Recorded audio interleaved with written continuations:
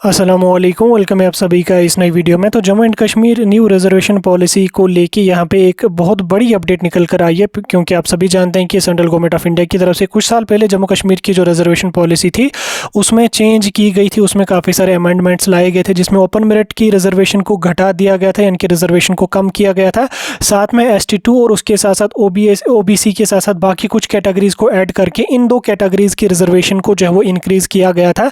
लेकिन काफ़ी टाइम से यहाँ पे बात चल रही थी कि रिजर्वेशन पॉलिसी को फिर से अमेंडमेंट इसमें लाया जाएगा, रिजर्वेशन पॉलिसी को जो है वो रिवाइज किया जाएगा। इस बीच जब जम्मू कश्मीर में नेशनल कॉन्फ्रेंस की गवर्नमेंट बनने के बाद ही इस रिजर्वेशन पॉलिसी को लेके काफ़ी टाइम से बहुत ज़्यादा बात यहाँ पे चल रही थी।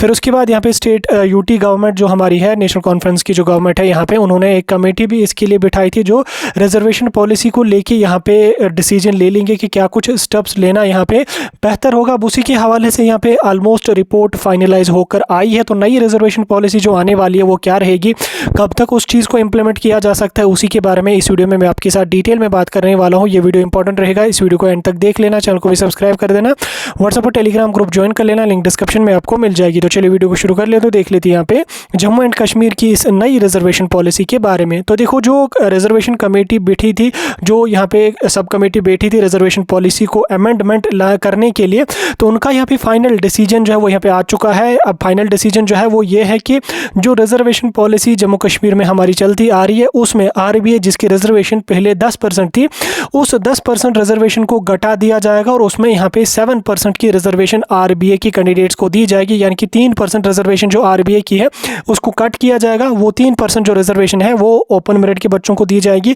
साथ में दूसरी कैटेगरी जो हमारे पास EWS है, यानी कि इकोनॉमिकली वीकर सेक्शन की जो कैटेगरी है, उसमें जो रिजर्वेशन इससे पहले थी 10% उसमें रिजर्वेशन हुआ करती थी, अब उसमें 7% रिजर्वेशन को घटा दिया जाएगा। यानी कि EWS में सिर्फ 3% रिजर्वेशन दी जाएगी और जो 7% उसे घटा दी जाएगी वो सीटें ओपन मेरिट में यहाँ पे मर्ज कर दी जाएंगी। यानी कि ओपन मेरिट में कुल मिला के 60% EWS में कट होगा और 3% यहाँ पे RBA में कट होगा और कुल मिला के यहाँ पे 10% जो रिजर्वेशन है उसको फिर से ओपन मेरिट में यहाँ पे डाला जाएगा। अब देखो, रिजर्वेशन में तो अमेंडमेंट लाया गया, अच्छी बात है। RBA की 3% कट की गई।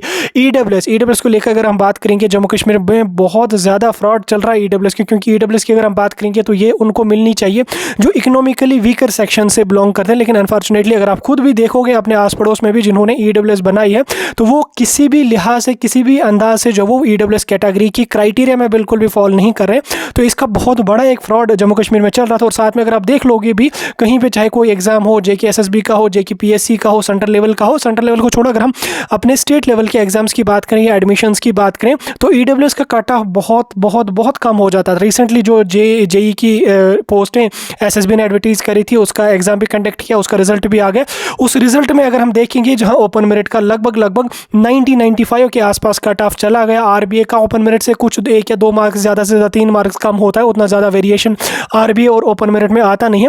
वहीं EWS की कैटेगरी में 45-40 पॉइंट्स पे भी बच्चे सिलेक्ट हुए। उसी के बाद अगर आप नीट में जाके देख लोगे, उसमें भी बहुत ज़्यादा वेरिएशन आ रहा है। स्टेट लेवल के जो हमारे एडमिशन्स के एग्जाम्स होते हैं, चाहे वो JK BOP का एग्जाम हो, चाहे वो कोई अदर कास्ट वगैरह का भी एग्जाम हो, उसमें भी अगर आप देख लोगे तो EWS को लेके बहुत ज़्यादा वेरिएशन यहाँ पे आ जाता था इससे पहले। लेकिन अब उसकी रिजर्वेशन को 7% यहाँ पे घटा दिया गया है। अब ये 10% जो घटा दी गई है, ये यहाँ पे ओपन मेरिट में इंक्लूड की जाएगी। हालांकि ये चीज़ ठीक है, लेकिन बाकी कैटेगरीज को लेके भी डिसीजन आना चाहिए, क्योंकि ओपन मेरिट जिसकी आबादी लगभग 65 से 70%, 65 के मतलब 70% के अराउंड ओपन मेरिट में फॉल करती है। चाहे कश्मीर डिवीजन हो, चाहे जम्मू डिवीजन में भी ऑलमोस्ट मैक्सिमम कैटेगरीज के बच्चे ही फॉल करते हैं। अगर हम बात करेंगे SC ST की, जम्मू डिवीजन में ही बहुत ज़्यादा है। और उसके बाद अगर हम बात करेंगे OBC की, तो OBC में हमें जम्मू डिवीजन में ज़्यादा देखने को मिल रही है। EWS की अगर हम बात करेंगे, वो भी हमें जम्मू डिवीजन में देखने को मिल रही है। तो कहीं ना कहीं ओवरऑल सभी कैटेगरीज में थोड़ा वेरिएशन यहाँ पे आना चाहिए, ताकि ओपन मेरिट जिसकी आबादी 70% के आसपास है, उनको एटलीस्ट तो भी 60% सीट्स ओपन मेरिट के लिए रहनी चाहिए। क्योंकि ओपन मेरिट में ये चीज़ भी होती है कि कैटेगरी वाला बच्चा जिसका स्कोर अच्छा है, वो ओपन मेरिट की सीट के लिए कम्पीट कर सकता है, ओपन मेरिट की सीट में पार्टिसिपेट यहाँ पे कर सकता है। देन उसके बाद अगर उसको ओपन मेरिट की सीट न मिली है तो फिर वो कैटेगरी की सीट्स में आ जाता है। तो उसके लिहाज से उसको देखते हुए यहाँ पे लगभग मैक्सिमम पॉपुलेशन जब वो ओपन मेरिट में ही बिलोंग करते हैं। अगर हम उस रूल नंबर 17 के हिसाब से देखेंगे, बहरहाल ओवरऑल लगभग 65 से 70% आबादी जम्मू कश्मीर की ओपन मेरिट में बिलोंग करती है। अब सभी कैटेगरीज को लेके अमेंडमेंट होना चाहिए, सभी कैटेगरीज के रिजर्वेशन को लेके अमेंडमेंट होना चाहिए। और सबसे इंपॉर्टेंट बात यह है कि डिजर्विंग कैंडिडेट्स को रिजर्वेशन मिलना चाहिए। देखो, रिजर्वेशन के अगेंस्ट कोई नहीं है, क्योंकि इंडिया का कॉन्स्टिट्यूशन जो वो रिजर्वेशन दे देता है जो भी रिजर्वेशन कैटेगरीज या रिजर्वेड कैटेगरीज की क्राइटेरिया में फॉलो करते हैं। लेकिन अभी की अगर हम बात करेंगे अराउंड चाहे वो कोई भी कैटेगरी हो, मैं किसी एक स्पेसिफिक कैटेगरी की बात नहीं कर रहा हूँ, कोई भी कैटेगरी अगर हो तो उसमें मैक्सिमम ऐसे लोग हैं जो डिजर्व ही नहीं कर रहे हैं कैटेगरी। तो उस चीज़ को लेके भी यहाँ पे फिर से एक जो है वो सर्वे होना चाहिए। जैसे SCBC कमीशन की सर्वे होती है, SC ST कमीशन की सर्वे होती है, तो एक सर्वे और होना चाहिए जिसमें उन्हीं को कैंडिडेट्स को कैटेगरीज में रखा जाए जो डिजर्विंग कैंडिडेट हैं, जो वाकई में कैटेगरी के कोटा में यहाँ पे एलिजिबल हैं, ताकि जो फिर डिजर्विंग कैंडिडेट्स हैं उनको भी फ़ायदा मिलना चाहिए। ऐसा ना है कि वो कैंडिडेट कैटेगरी का फ़ायदा उठा रहा है जो कैटेगरी के क्राइटेरिया में ही नहीं आ रहा। अगर हम बात करेंगे, जैसे मैंने EWS की मिसाल आपको दी, आप अपने हिसाब से भी देख लेना, मैक्सिमम आपको ऐसे देखने को मिलेंगे जो कैटेगरी में मतलब EWS के क्राइटेरिया में ही नहीं आ रहे। उसके अलावा और भी बहुत सारी कैटेगरीज के लोग ऐसे हैं जो कैटेगरीज के क्राइटेरिया में ही नहीं आते हैं। RBI की भी अगर हम बात करेंगे, जो इससे पहले सर्वे हुई थी उस टाइम जो गांव या उस टाइम जो इलाके या उस टाइम जो एरियाज बैकवर्ड थे, अभी की अगर हम बात करेंगे वो काफ़ी डेवलप हो चुके हैं। तो अभी के लिए RBI यानी कि बैकवर्ड कमीशन के हिसाब से वो एरियाज जो वो RBI की कैटेगरी में नहीं आने चाहिए। तो इस तरह की सभी कैटेगरीज को लेकर सर्वे होनी चाहिए और जो फिर डिजर्विंग है उनको रिजर्वेशन मिलनी चाहिए अकॉर्डिंग टू देयर परसेंटेज। और साथ में सबसे इंपॉर्टेंट जो ओपन मेरिट है जिसकी लगभग 70% आबादी है, तो एटलीस्ट 60% रिजर्वेशन ओपन मेरिट के लिए भी होनी चाहिए। फिलहाल के लिए अभी के लिए SC ST को तो छेड़ा नहीं गया है, या बाकी OBC वगैरह कैटेगरी को तो फिलहाल के लिए छेड़ा नहीं गया, क्योंकि OBC की भी 4 से 8% रिजर्वेशन कर दी गई थी। लेकिन दूसरा उसमें यह था कि उसमें कुछ कास्टर्स को भी ऐड किया गया था। फिलहाल के लिए उन कैटेगरीज के लिए कोई भी फिलहाल के लिए अभी के लिए कोई भी चेंज नहीं कर दी गई, क्योंकि ये पॉलिटिक्स होती है। SC ST को छेड़ेंगे, बाकी कैटेगरीज को छेड़ेंगे, जहां से इनको फिर आगे चल के इलेक्शंस में प्रॉब्लम आ सकती है। तो इसलिए फिलहाल के लिए इन्होंने सिर्फ EWS और RBI कैटेगरी को लेकर ही थोड़ी सी चेंजेस यहाँ पे करी और 10% रिजर्वेशन ओपन मेरिट में यहाँ पे बढ़ा दी।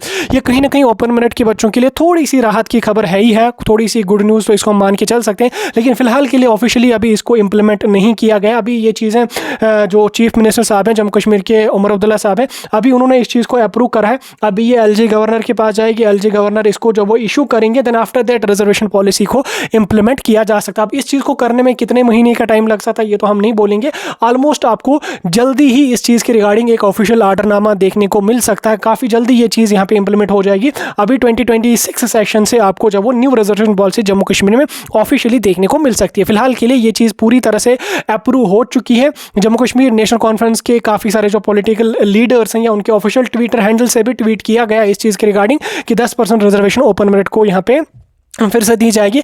अभी फिलहाल के लिए ये इंप्लीमेंट तो नहीं हुई है, लेकिन काफ़ी जल्दी आपको जो वो रिजर्वेशन पॉलिसी की ऑफिशियल रिपोर्ट यहाँ पे देखने को मिल सकती है। जो ही आ जाएगी आपको हम इन्फॉर्म कर देंगे और साथ में इंप्लीमेंट भी साथ में ये चीज़ हो जाएगी। बाकी ऐसे ही इन्फॉर्मेटिव अपडेट्स के लिए आप हमारे साथ जुड़े रहें। आपकी क्या राय है रिजर्वेशन पॉलिसी को रिगार्डिंग, तो आप हमें कमेंट्स में ज़रूर बता देना।